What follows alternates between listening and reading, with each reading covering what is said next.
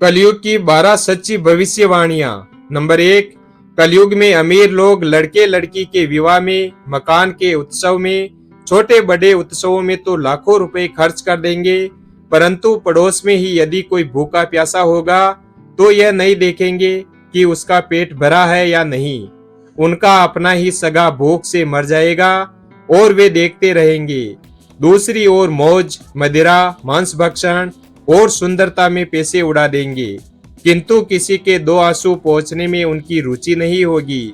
Number 2, Bhavishyottara पुराण के अनुसार ब्रह्मा जी ने कहा कि हे नारद, भयंकर कलयुग के आने पर मनुष्य का आचरण दुष्ट हो जाएगा और योगी भी दुष्ट चित्त वाले होंगे।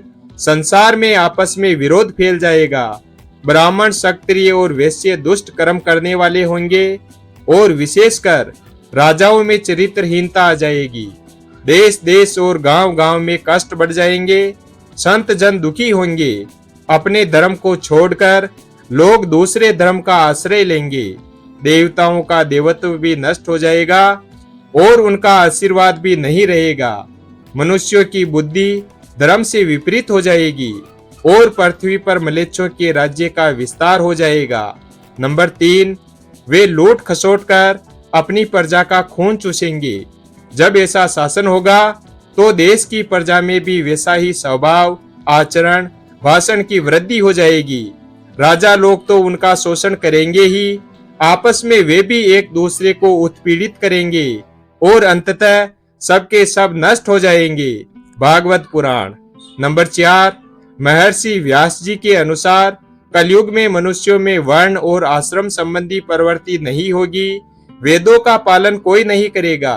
कलयुग में विवाह को धर्म नहीं माना जाएगा। शिष्य गुरु के अधीन नहीं रहेंगे। पुत्र भी अपने धर्म का पालन नहीं करेंगे। कोई किसी कुल में पैदा क्यों ना हुआ हो, जो बलवान होगा वही कलयुग में सबका स्वामी होगा। सभी वर्णों के लोग कन्या बेचकर जीवन निर्वाह करेंगे। कलयुग में जो भी बलवानों का वचन होगा वही शास्त्र माना जाएगा। नंबर 5, कलयुग में लोग सूखे के भय से व्याकुल रहेंगे। सबके नेत्र आकाश की ओर लगे रहेंगे। वर्षा न होने से मनुष्य तपस्वी लोगों की तरह फल फूल व पत्ते खाकर और कितने ही आत्मघात कर लेंगे। कलयुग में सदा अकाल ही पड़ता रहेगा। सब लोग हमेशा किसी न किसी क्लेशों से घिरे रहेंगे। किसी किसी को तो थोड़ा सुख भी मिल जाएगा। सब लोग बिना स्नान करे ही भोजन करेंगे। देव पूजा, अतिथि सत्कार, श्राद्ध और तर्पण की क्रिया कोई नहीं करेगा। कलयुग की स्त्रियां लोभी, नाटी, अधिक खाने वाली और मंद भाग्य वाली होगी।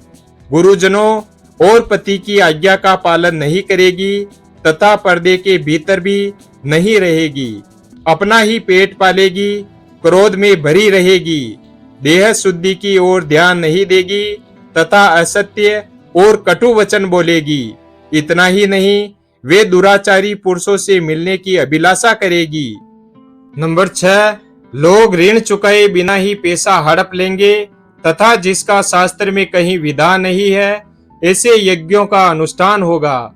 मनुष्य अपने को ही पंडित समझेंगे और बिना प्रमाण के ही सब कार्य करेंगे। तारों की ज्योति फीकी पड़ जाएगी। दसों दिशाएं विपरीत होगी।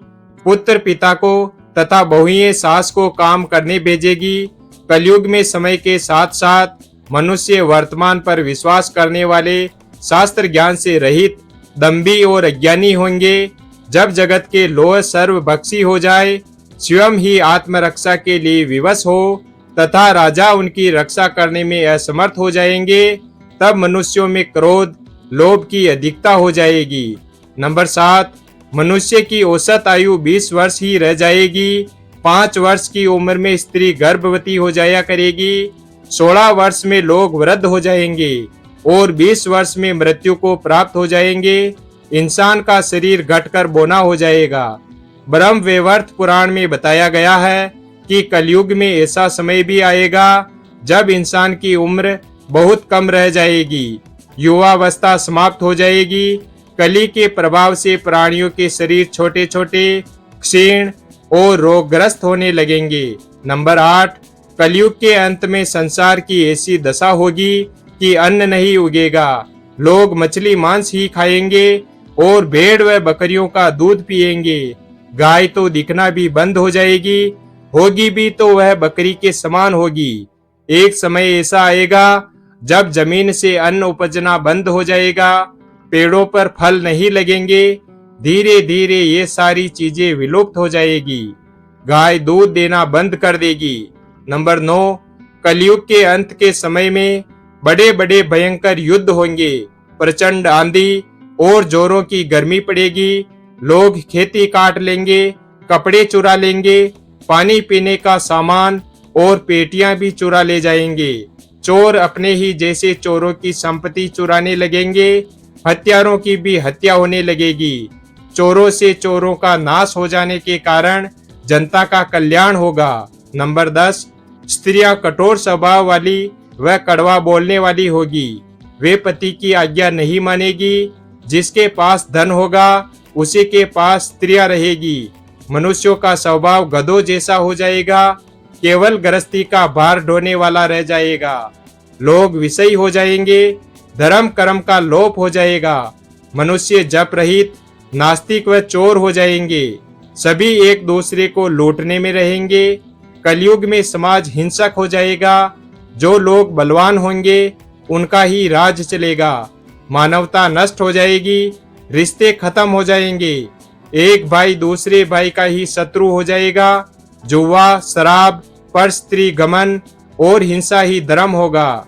नंबर 11, पुराणों में लिखा है कि जो व्यक्ति संगठन या समाज वेद विरुद्ध आचरण कर भारत की धार्मिक और सांस्कृतिक एकता को खंडित करेगा, उसका आने वाले समय में समूल नाश हो जाएगा।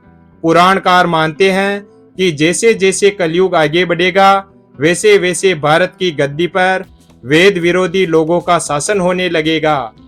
ये ऐसे लोग होंगे जो जनता से झूठ बोलेंगे और अपने कुतर्कों द्वारा एक दूसरे की आलोचना करेंगे और जिनका कोई धर्म नहीं होगा ये सभी विधर्मी होंगे। ये सभी मिलकर भारत को तोड़ेंगे और अंततः भारत को एक अराजक भूमि बनाकर छोड़ देंगे। नंबर 12, पुत्र पिता का और पिता पुत्र का वध करने में भी नहीं हिचकिचाएंगे। अपनी प्रशंसा के लिए लोग बड़ी बड़ी बातें बनाएंगे किंतु समाज में उनकी निंदा नहीं होगी। एक हाथ दूसरे हाथ को लूटेगा। कलयुग में लोग शास्त्रों से विमुख हो जाएंगे। अनैतिक साहित्य ही लोगों की पसंद हो जाएगा। बुरी बातें और बुरे शब्दों का ही व्यवहार किया जाएगा। स्त्री और पुरुष दोनों ही अधर्मी हो जाएंगे। स्त्रियां पतिव्रत धर्म का पालन करना बंद कर देगी और पुरुष भी ऐसा ही करेंगे। स्त्री और पुरुषों से संबंधित सभी वैदिक नियम विलुप्त हो जाएंगे। वीडियो अगर पसंद आया हो तो वीडियो को लाइक और हमारे चैनल शिव भक्त को सब्सक्राइब करें और अपने दोस्तों के साथ शेयर करें। धन्यवाद।